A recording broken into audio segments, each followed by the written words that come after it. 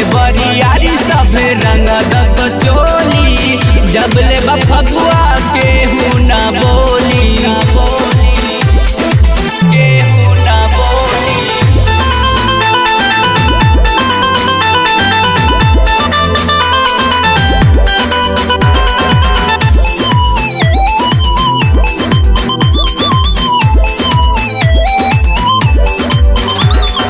चीज देखा के कैले बघायल रंग द चिकन गाल के मिली न मजा ऊपर से तनिको छोड़ द भीतरी डाल के।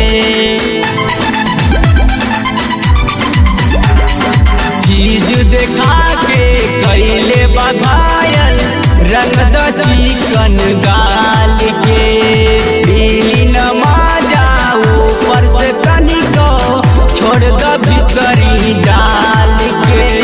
मन बहकाता ऊपर नीचे देखावतिया खोली धके बरियारी सब रंग दस चोली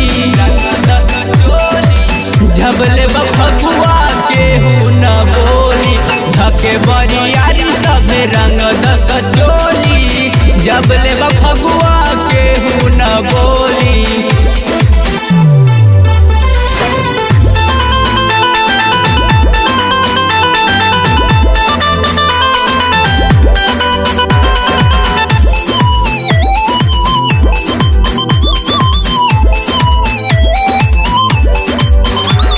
लौकता ऊपर माल हंसू पर बच के चाही नयाज हो राइटर आशीष मौका न कर मिस छोड़ दयाज सब लाज हो।